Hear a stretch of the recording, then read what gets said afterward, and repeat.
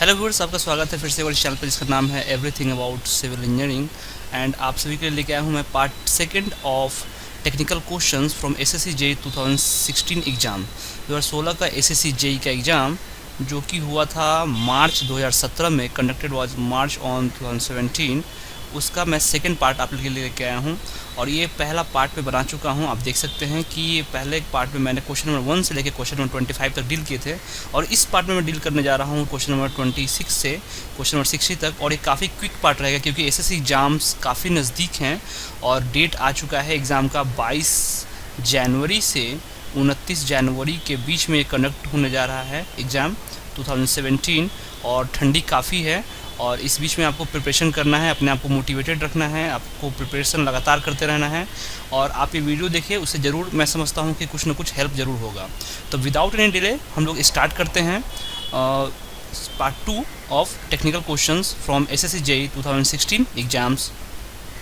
ये एग्ज़ाम्स उन लोगों के लिए बहुत इंपॉर्टेंट है जो स्टेट पीएससी, बीपीएससी, आईएएस और अदर्स टेक्निकल एग्जाम पे फोकस कर रहे हैं। So this exam is useful for all those peoples and if you like this video please subscribe to the channel for more videos. So before starting question number 25, technical question from SSC 2016 exams held on March 2017 and ये उसका है part 1 already मैंने बनाया हुआ है और इसके एक और पार्ट आएगा जिसपे क्वेश्चन नंबर 61 से लेके क्वेश्चन नंबर 100 तक रहेगा। So total number of parts in this series हमारा हो जाएगा टोटल पार्ट हमारा हो जाएगा 3। तो ये पार्ट 2 है। पहला क्वेश्चन देखते हैं quickly. Question number 25, which of the following are required correction for runway length. Runway length के निम्नलिखित में से क्या संशोधन आवश्यक हैं? Correction for elevation, correction for gradient, correction for temperature, all options are correct. तो हम लोग को तीनों करेक्शन करना पड़ता है। एलिवेशन हम लोग जब रनवे लेंथ को डिसाइड करते हैं तो हम लोग को तीनों करेक्शन, एलिवेशन का correction, gradient correction, temperature correction, तीनों करेक्शन करना पड़ता है और इस साइमल्टेनियसली करते हैं तो हमारा हो जाएगा option number 4, all options are correct. Question number 26, the representation of general topography of a very flat terrain is possible only by पहला, drawing contours at large interval, drawing contours at small interval, giving a spot level at large interval, giving a spot level to salient feature to close interval। तो question पूछ रहा है कि general topography of a very flat train, आपको ये word यहाँ पे notice करना है, वेरी फ्लैट ट्रेन का किस तरह से पॉसिबल है। ये तभी पॉसिबल है जब हम लोग कंटूर्स को लार्ज इंटरवल पे ड्रॉ करें, क्योंकि अगर हमारा ये इस तरह से रहता है, कोई ग्राउंड हिल्स रहता है तो हमारा क्लोज मिल जाएगा जिसमें हाईएस्ट वैल्यू जो हमारा इनसाइड हो जाता है तो हमारा हिल को रिप्रेजेंट करता है। बट वेरी फ्लैट ट्रेन्स के लिए अगर कोई फ्लैट ट्रेन का कंटूर इंटरवल ड्रॉ करना है तो ये आप तभी कर पाएंगे जब कंटूर्स को आप लार्ज इंटरवल पर ड्रॉ करेंगे। तो ये हो जाएगा आंसर पहला, contour at large intervals. Question number 27, the telescope of A dumpy level. Dumpy level आपने कॉलेज में यूज किया होगा, हम लोग फ्लाई लेवलिंग करते हैं इसे अपना एलिवेशन निकालने के लिए कितना किसका हाइट है। तो जो डंपी लेवल का टेलीस्कोप होता है वो rigidly fix to the levelling head होता है। जैसे थेडोलाइट होता है उसमें हमारा ये फिक्स नहीं होता है, वो हॉरिजेंटली एंड वर्टिकली दोनों मूव करता है। बट इसमें डंपी लेवल में हमारा जो टेलीस्कोप है वो रिजिडली फिक्स होता है।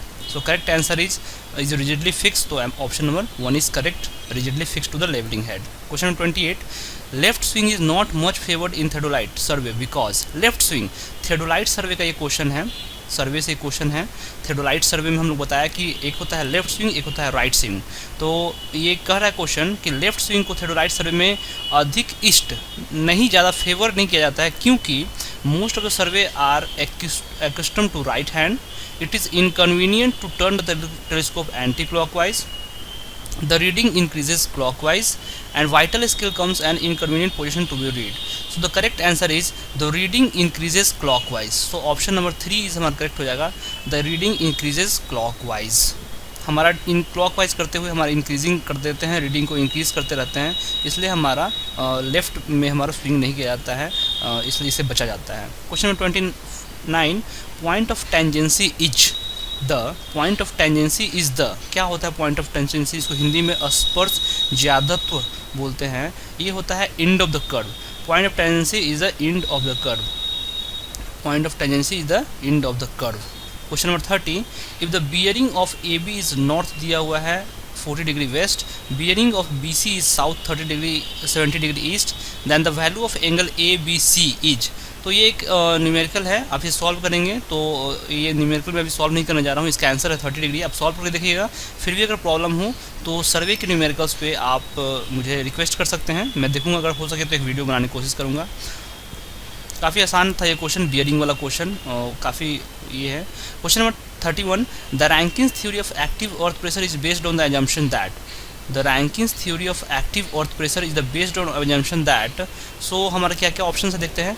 The retained material is homogeneous and cohesionless, ये बिल्कुल सही है। The retained materials is homogeneous and cohesionless हमारा रैंकिंग का जो एजम्पशन था वो किया था। इसके बाद एक और एजम्पशन था कि wall is vertical and smooth, ये भी एक एजम्पशन है।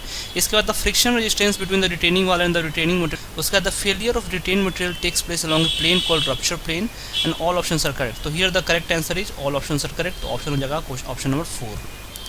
32, the assumption made in the theory of reinforced cement concrete beam, आपको ये वर्ड यहाँ पे ध्यान देना है, reinforced concrete cement concrete beam RCC beam is that all the tensile stresses are taken up by steel reinforcement only, the steel and concrete are straight within its elastic limit, there is sufficient bond between steel and concrete, so it looks like all options are correct here, so हमारा हो जाएगा all options are correct।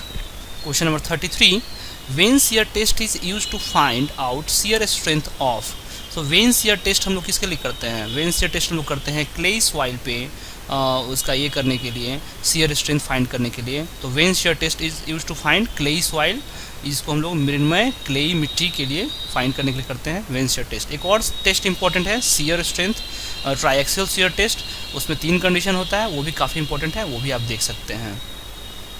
Next question, question number 34, soil transported by wind is called, so soil हमारा अगर wind के द्वारा transported होता है तो उसे हम एओलाइन सॉइल ही कहते हैं। और मैरीन सॉइल समुद्री मिट्टी, आप यहाँ हिंदी में पढ़ के देख सकते हैं। सरोवर यानी कि लेक्स का मिट्टी होता है सरोवर, लैक्वेस्ट्रीन सॉइल, इसको हम लोग करते हैं। एओलाइन एंड एलुवियल में आपको कंफ्यूज नहीं होना है, aeolian soil is called transported by wind aeolian soil. The maximum number of jet generally employed in an impulse turbine, यहाँ टर्बाइन पे क्वेश्चन आ गया, इम्पल्स टर्बाइन पे पूछ रहा है क्वेश्चन।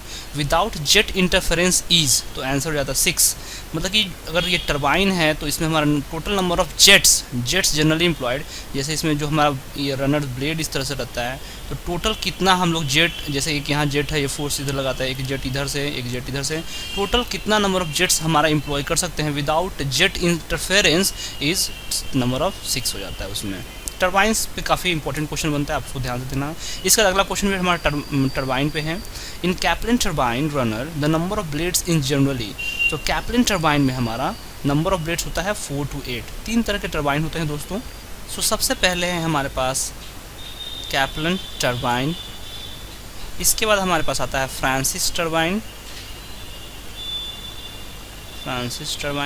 और इसके बाद है हमारा पेल्टन टर्बाइन, जिसको पेल्टन व्हील भी बोलते हैं, पेल्टन टर्बाइन। तो कैप्लिन टर्बाइन हमारा high discharge and low head है, high discharge and low head turbine ये हमारा होता है।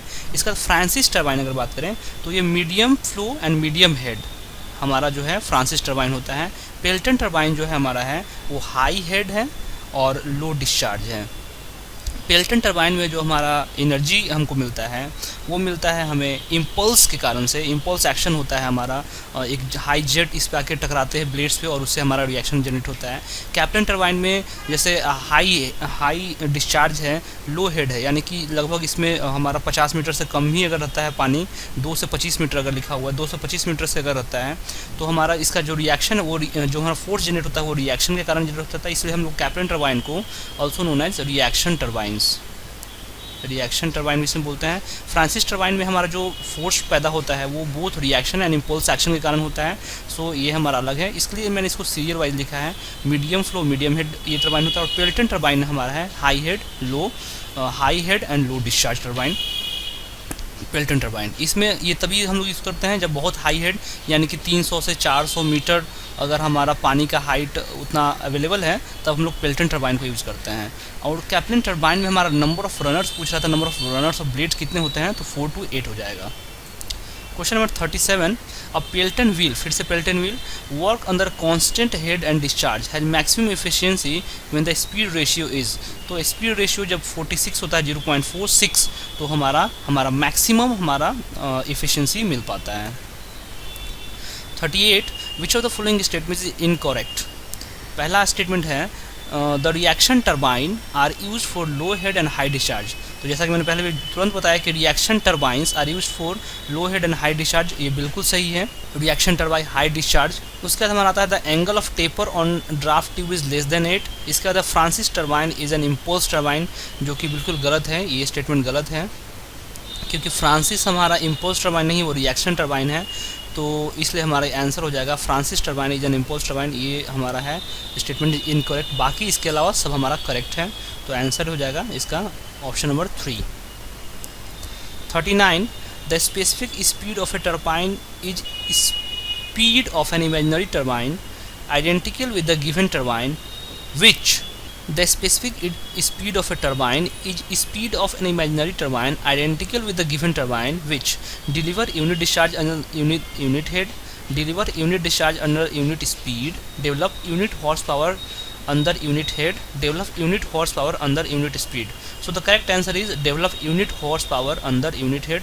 So correct answer is develop unit horsepower under unit head. Option number 3 is correct options. 40, in a centrifugal pump casing, centrifugal pump, अब यहाँ pump पे question आ गया, the flow of water leaving the impeller edge, तो हमारा उसमें free vortex हो जाता है, बहुत ही क्लियर क्वेश्चन है। इन अ सेंट्रीफ्यूगल पंप द हमारा flow of water leaving the impeller is free vortex. Centrifugal pump होता है, रेसिप्रोकेटिंग पंप होता है, दो तरह के पंप होते हैं। इसके बाद हमारा question 41, Newton law of viscosity is a relationship between shear stress and rate of shear strain. तो हमारा आंसर हो जाएगा shear stress and rate of shear strain, option number 2। 42, a fluid whose velocity does not change with the rate of deformation of shear strain is known as, Newtonian fluid उसको बोलते हैं। a fluid which viscosity does not change with the rate of deformation of shear strain is known as Newtonian fluid, जैसे कि हमारा water है Newtonian fluid में आता है। Question number 43, when the Mach number is more than 6 the flow is called, तो hypersonic flow बोलते हैं उसको। when the Mach number is more than 6 तो कहते हैं उसे hypersonic flow. Question number 44, viscous force is the of shear stress due to viscosity and cross sectional area of the flow। ये हमारा होता है product, viscous force is the product of shear stress due to viscosity and cross sectional area of flow। Question number 45, why do we need to do lining of the canal, why do we need to do lining of the canal। हम लोग canal में जो lining provide करते हैं, यानी कि suppose करें कि एक हमारा एक ट्राइपोजोडियल कैनाल इस तरह का है, ये सिर्फ सॉइल का है, इसको कैनाल बोलते हैं, और इसको हम लाइनिंग कर देते हैं, यानी कि सपोज करें लाइनिंग ब्रिक बहुत तरह का होता है, ब्रिक लाइनिंग अगर इस तरह से कर दिया, या फिर उसमें ब्रिक के बाद फिर मेस भी होता है किस तरह से कर दिया, या फिर कॉन्क्रीट का भी हम लोग बनाते हैं। तो ये जो लाइनिंग करते हैं वो किसके लिए करते हैं, to minimise seepage losses in canal, ये बिल्कुल सही है, हो सकता है कि लॉसेस के लिए ये करते हैं। To prevent erosion of bed and side due to high velocity, ये भी सही है कि प्रिवेंट इरोजन, अगर लाइनिंग कर देंगे तो हमारा erosion of bed and high velocity, due to high velocity हमारा बेड का इरोजन नहीं होगा। To decrease the discharge in the canal section by increasing the velocity, इसके लिए नहीं करते हैं। डिस्चार्ज तो एक्चुअली हम लोग इंक्रीज ही हो जाएगा क्योंकि लॉसेस कम हो जाएंगे तो डिस्चार्ज हमारा इंक्रीज होता है, सी हमारा गलत हो जाएगा। तो इसका आंसर जो हो जाएगा, करेक्ट आंसर कौन कौन सा है इसमें, सो इसमें आंसर है आपका A and B, so option number 2 only A and B. बहुत अच्छा क्वेश्चन था ये। क्वेश्चन नंबर 46 में कुछ गड़बड़ी था, इसलिए हम लोग नेक्स्ट चलते हैं क्वेश्चन नंबर डायरेक्टली 47 पे। The absolute minimum radius of curve for safe operation for a speed of 110 kilometre per our. The absolute minimum radius of curve for safe operation for a speed of 110 kilometre per our is, ये correct answer इसका 440 हो जाएगा। आप इसका ये numerical है, आप solve कर सकते हैं इसे, ये हमारा हाईवे का क्वेश्चन है। Question number 48, what is the psychological widening of pavement on horizontal curve of radius 230 meter for a rolling speed of 80 km per hour। तो यहाँ पूछ रहा है psychological widening of A pavement, तो हमारा जो एक्स्ट्रा वाइडनिंग हॉरिजॉन्टल कर्व पर provide करते हैं वो अगर देखा जाए तो W इज इक्वल टू होता है mechanical widening plus psychological widening, ये हमारा फॉर्मूला है मेन। तो टोटल वाइडनिंग हमारा हो जाता है, मैकेनिकल वाइडनिंग हम लोग लेते हैं NL²/2 × R प्लस ये होता है साइकोलॉजिकल वाइडनिंग लेते हैं V by 9.5 under root R. तो इस न्यूमेरिकल से, इस फॉर्मूला से आप लोग सॉल्व कर सकते हैं। आप लोग सॉल्व करिएगा इसको और कोशिश करिएगा। यहाँ पे जो मैंने एन है हमारा वो नंबर ऑफ लेन्स है, आर हमारा radius of hydraulic curve, horizontal curve, V है हमारा किलोमीटर पर आवर में, V is in kilometre per hour, and R है जो रेडियस हमारा आएगा वो हमारा मीटर में आएगा। तो इसको जब सॉल्व करेंगे तो correct answer is 0.555 metre. Question number 49, before entering a manhole a candle is lowered into the manhole. ये क्यों करते हैं ऐसा? मैन होल जो होता है, मैं आपको बता दूं, एसएससी जेईई के पॉइंट ऑफ व्यू से बहुत इंपॉर्टेंट क्वेश्चन है। Minimum dia and maximum dia of manhole कितना होता है, ये भी बहुत इंपॉर्टेंट क्वेश्चन है। तो मिनिमम डाया हम लोग रखते हैं 50 सेंटीमीटर एंड मैक्सिमम डाया हम लोग रखते हैं 300 सेंटीमीटर, यानी कि 0.5 मीटर से लेके 3 मीटर तक हम लोग डाया रखते हैं मैनहोल का। लेकिन क्वेश्चन यहाँ पे है कि मैनहोल में उतरने से पहले उसमें एक कैंडल को क्यों लोअर किया जाता है? ये हम लोग किया जाता है to find out the presence of oxygen. अगर ऑक्सीजन उसमें रहेगा तो कैंडल नहीं बुझेगी, कैंडल जलती रहेगी। अगर कैंडल बुझ जाती है तो इसका मतलब उसके अंदर मीथेन हो सकता है, वो डेंजरस हो सकता है। तो इसके लिए हम लोग पता करते हैं to find out the presence of oxygen हम लोग इसमें। तो करेक्ट आंसर हो जाएगा 4, to find out the presence of oxygen. Question number 50, a fundamental difference between sedimentation tank for water and sewage is। Fundamental difference क्या होता है? Sedimentation tank, ये हमारा इन्वायरमेंट का क्वेश्चन है। इसमें एक है sedimentation tank for water and sewage. Sewage में हमारा पानी गंदा रहता है, उस पानी को ट्रीट करते हैं, उसके लिए हम लोग सेडिमेंटेशन टैंक हम लोग यूज करते हैं। और जो हमारा नेचुरल वाटर, अगर हम लोग क्लियर वाटर ऑब्टेन करना है डोमेस्टिक वाटर सप्लाई के लिए, तो उसमें भी हम लोग सेडिमेंटेशन टैंक को यूज करते हैं। उन लोगों में बेसिक डिफरेंस क्या होता है? तो बेसिक डिफरेंस है sludge from sewage sedimentation is to be removed more frequently. क्योंकि हमारा सीवेज में होता है, उस सीवेज में काफ़ी ज़्यादा गंदगी होती है, तो जो सेडिमेंटेशन टैंक अगर कुछ भी डिज़ाइन करते हैं, उसका एल और बी डिज़ाइन करते हैं, तो उसमें काफ़ी जल्दी हमारा उसमें जो हमारा स्लज है वो जमा होगा और उसको मोर फ्रिक्वेंटली हमको निकालना पड़ेगा। तो sludge from sewage sedimentation is to be removed more frequently. So हमारा करेक्ट आंसर हो जाएगा ऑप्शन नंबर 3। लास्ट 10 क्वेश्चन बचा हुआ है दोस्तों, चलते हैं उस पर। क्वेश्चन 51 जो कि एक न्यूमेरिकल है और ये साफ्ट पे क्वेश्चन है। Question number 51, a circular shaft fixed with a diameter d for half of its length and diameter d/2 over the other half, what is the rotation of c relative to b if the rotation of b relative to a is 0.1 radians। सो ये हमारा question है circular soft में, जिसमें दो soft हमारा attach है, यहाँ पे फिक्स है। इसका डाया d है, इसका डाया d/2 है, दोनों का लेंथ सेम है l/2 तो पूछ रहा है what is the rotation of c to b if the rotation of b related to a is 0.1 radians। तो इसको आप सॉल्व करिएगा। जो हमारा साफ्ट का जो बेसिक फार्मूला है, टॉर्शनल इक्वेशन होता है, उसको लगा के और इसको कोशिश करिएगा दोस्तों। कोशिश करने के बाद आपको मिलेगा correct answer 1.6 radians. So answer is option number 3, 1.6 radians.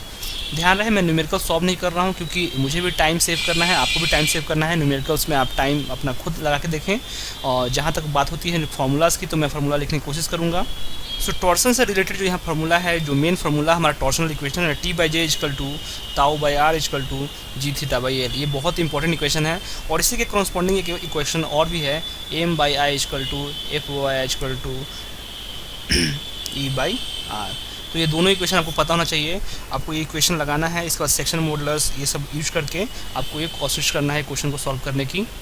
सो चलते हैं क्वेश्चन नंबर 52 के ऊपर, जो कि भी है साफ्ट के ऊपर। और हॉलो शाफ्ट, पिछली बार यहाँ पे सर्कुलर साफ्ट था, सॉलिड साफ्ट था, इस बार ये क्वेश्चन है hollow shaft is subject to torsion, which of the following diagrams shows the shear stress variation in the shaft along its radius. तो यहाँ पे अगर हॉलो शाफ्ट रहता है तो हमारा इस तरह का हमारा डायग्राम कुछ ऑब्टेन होता है, तो हमारा हो जाएगा C. Correct answer is option number C. A hollow shaft is subject to torsion, which of the following diagrams show the shear stress variation of shaft along its radius। shear stress diagram हमारा हो जाएगा C। 53, moment of inertia of a circular section about its diameter d। Moment of inertia of a circular section, अगर moment of एक circular section हम draw करें इस तरह से, सर्कुलर सेक्शन अबाउट इस डायमीटर, अगर ये डायमीटर देखा जाए, इसका डायमीटर d है, तो क्या हो जाएगा इसका मोमेंट ऑफ इनर्शिया? तो पाई d⁴/64। मोमेंट ऑफ इनर्शिया 2-3 चीज़ का वो याद रखना है। सबसे पहले तो रेक्टेंगल है, इसका होता है bd³/12। उसके बाद होता है मोमेंट ऑफ हमारा ट्रायंगल, अगर देखा जाए, अगर हमारा ये बेस है b और हाइट है हमारा टोटल h, तो हमारा इसका हो जाता है bh³/36। और अगर इसका देखा जाए तो हो जाता है पाई d⁴/64। ये है हमारा मोमेंट ऑफ इनर्शिया, जिसको हम लोग बोलते हैं मोमेंट ऑफ इनर्शिया। इसके अलावा एक और चीज़ आपको याद रखना होगा, इसमें polar moment of inertia. Polar moment of inertia हमारा अगर देखा जाए, जिसको जे से नोट करते हैं, तो सॉलिड के लिए हमारा होता है पाई डी टू पावर 4/32। अगर जे एफ अगर हम हॉलो सेक्शन देखें तो हॉलो सेक्शन का हो जाता है pi D to power 4 minus D to power 4/32। So ये इंपॉर्टेंट फार्मूलाज हैं जो आपको याद रखने हैं। Question number 54. A lever is supported on two hinges A and C. It carries a force of 3 kN as shown in the figure below. The bending moment B will be. So आप यहाँ देख रहे हैं कि हमारा एक to hinge है, एक यहाँ हिंज है और एक हिंज यहाँ पे है। Lever is supported on two hinge A and C. So it carries a force of 3 kN as shown in the figure below. यहाँ पे हमारा 3 kN का फोर्स इस तरह से लग रहा है, तो जरूर जाहिर सी बात है कि ये लीवर है तो हमारा एक मोमेंट जनरेट होगा। तो इसको बैलेंस करने के लिए हम ये कर सकते हैं कि यहाँ पे एक फोर्स लगा सकते हैं और एक फोर्स यहाँ से लगा सकते हैं, काउंटर एक्टिंग। सो इसका ये मतलब होता है कि एक यहाँ लगा दिया, एक यहाँ लगा दिया, तो हमारा ये मोमेंट हमारा ये इस तरह से पैदा हो जाएगा। जब यहाँ लगाया है तो हमारा एक मोमेंट पैदा होगा इस तरह से। इसको सॉल्व करेंगे तो the bending moment will be हमारा 3 kN/m। यहाँ पे क्योंकि एक से गुना हो जाएगा, फोर्स हमारा 3 एक बच जाएगा, तो बेंडिंग मोमेंट 3 kN/m हमारा ये इसमें बेंडिंग मोमेंट आएगा। इसको आप फिर से एक बार देखिएगा, अपने सॉल्व करने की कोशिश करिएगा। बेंडिंग मोमेंट से क्वेश्चन है। Question number 55, the kinematic chain shown in the figure below is. Kinematic chain shown in the figure below is, इसमें क्या है? स्ट्रक्चर है ये, mechanism with 1 degree of freedom, mechanism with 2 degree of freedom, mechanism with more than 2 degree of freedom. तो ये क्या होता है mechanism of degree of freedom कि ये टोटल कितने डायरेक्शन में मूव कर सकता है। जैसे कि अब ये इस तरह से जो भी हमारे यहाँ पे स्ट्रक्चर आपको दिख रहा है, इसमें एक ही चीज़ दिख रहा है कि अगर यहाँ हिंज है तो ये सिर्फ इधर जा सकता है या फिर इधर जा सकता है। तो ये सिर्फ इसका यानी कि एक ट्रांसलेशन, ये हॉरिजॉन्टल डिस्टेंस में आगे पीछे हो सकता है, ना ही ये ऊपर जा सकता है इस तरह से, ना ही ये इधर आ सकता है, ना ही ये मोमेंट इसमें फ्रीडम है। तो टोटल नंबर ऑफ अगर कोई देखा जाए तो किसी भी चीज़ में मैक्सिमम 3 हो सकता है नंबर ऑफ फ्रीडम्स। तो यहाँ पे हमारा जो है number of freedoms of 1 degree of freedom हो जाएगा। तो mechanism with 1 degree of freedom, answer is correct, option number 3। Question number 56, the center of gravity of an equilateral triangle with each side A. The center of gravity of a equilateral triangle. तो पहले equilateral triangle यहाँ पे draw कर लेते हैं। इस तरह से सपोज equilateral triangle जिसका हर एक एंगल होगा हमारा 60 degree, which each side A, हमारा साइड यहाँ पे A है, फ्रॉम एनी ऑफ 3 साइड्स। तो क्या होगा इसका? The centre of gravity of equilateral triangle, कहाँ पे इसका सेंटर ऑफ ग्रेविटी कहाँ लोकेट करेगा? तो इस सेंटर ऑफ ग्रेविटी इसका जस्ट बीचों बीच ये करेगा, और इसका अगर देखा जाए तो हमारा होगा A/2√3। तो इक्विलैटरल इस साइड A फ्रॉम, अगर इसका देखा जाए तो यहाँ पे इसका जो ये डिस्टेंस हमारा, ये तीनों का जो डिस्टेंस है वो बराबर होगा, और वो होगा A/2√3 के बराबर। Question number 57, the angle of inclination of a plane at which the body begins to move down the plane is called। तो angle of repose उसको बोलते हैं। The angle of inclination of a plane at which the body begins to move down the plane is called angle of repose। Question number 58, a body is said to move with simple harmonic motion if its acceleration is proportional to the distance from the point of reference and directed towards it। तो correct answer हो जाएगा हमारा option number 3, proportional to the distance from the point of reference and directed towards it। Harmonic motion, simple harmonic का question था। Question number 59 देखते हैं। A horizontal beam carrying uniformly distributed load. जैसे beam देख रहे हैं, यहाँ पे सपोर्ट है, यहाँ पे इस पॉइंट पर और इस पॉइंट पे, और यहाँ पे यूडीएल लगा हुआ है, UDL, uniformly distributed load, distributed sustained with equal overhang is shown in the figure below। The resulted bending moment at the mid span shall be equal to। तो मैं एक रफली यहाँ फिगर अगर ड्रॉ करने की कोशिश करूँ तो इसका मेरे ख्याल से इस तरह से हमारा बेंडिंग मोमेंट डायग्राम इस तरह से बनता है। मुझे एक्चुअली याद नहीं आ रहा है, बट शायद इस तरह से बनता है। Equal overhang shown, the resultant bending moment mid span shall be 0 if. तो कह रहा है कि the resultant bending moment at mid span shall be 0 if a by b का रेशियो कितना होगा? तो 0.5 होगा। यहाँ पे ये बेंडिंग मोमेंट को 0 करना चाहता है, यहाँ पे बेंडिंग मोमेंट को मिड स्पैन पे 0 करना चाहता है। उसके लिए हमारा A/B का रेशियो जो है वो कितना रखना होगा? तो 0.5 रखना होगा, यानी कि 1/2। Question number 60 and the last question, 2 person of equal weights are hanging by their hands from the end of a rod hung over a frictionless pulley. तो सबसे पहले एक हम ये करते हैं, फ्रिक्शनलेस पुली बनाते हैं यहाँ पे, और एक रोप इधर, एक रोप इधर, और यहाँ पे एक बंदा लटक रहा है, यहाँ पे एक बंदा लटक रहा है, इस तरह से। They begin to climb one climbs twice the speed of other, दोनों यहाँ से ऊपर चढ़ना शुरू करता है, बट एक का स्पीड है 2v और एक का स्पीड है v, यानी कि डबल स्पीड से। Who gets to the top first, यहाँ पे ध्यान आपको रखना है कि फ्रिक्शनलेस पुली है, यहाँ पे इसमें दिमाग लगाने वाला क्वेश्चन है। तो बोथ गेट्स देयर टुगेदर, क्योंकि जो स्पीड 2v से चढ़ेगा तो एक रिएक्शन जनरेट होगा और ये रिएक्शन इसको नीचे की तरफ पुल करेगा। तो फाइनली अगर ये दोनों साथ में चढ़ता है तो साथ में चढ़ेगा, बट स्पीड अगर ये 2v करता है तो ये चूँकि फ्रिक्शनलेस पुली होने के कारण ये हमारा रोप इधर फिसल जाएगा और इसको फिर से नीचे लाएगा। तो जो इसका मल्टीपल स्पीड रहेगा फाइनली वो हमारा साथ में दोनों चढ़ेगा। ये क्वेश्चन था, बहुत अच्छा क्वेश्चन है, question number 60। So both gets there together. So this is the part 2 of that series. Question number मैंने यहाँ पे क्वेश्चन नंबर 26 से लेकर 60 तक डील किया। सो ये हमारा चैनल है everything about civil engineering and ये हमारा पार्टनर चैनल है द रैंडम नेशन। अब चाहे तो दोनों को सब्सक्राइब कर सकते हैं। एंड क्वेश्चन नंबर 61 मैं करूँगा अगले वीडियो में, बहुत ही जल्द लाने वाला हूँ आपका, तो आप ये सब्सक्राइब जरूर करें इस चैनल को। मिलते हैं नेक्स्ट वीडियो में। ऑल द बेस्ट, आप जम के प्रिपेयर करें। Thanks for watching this video.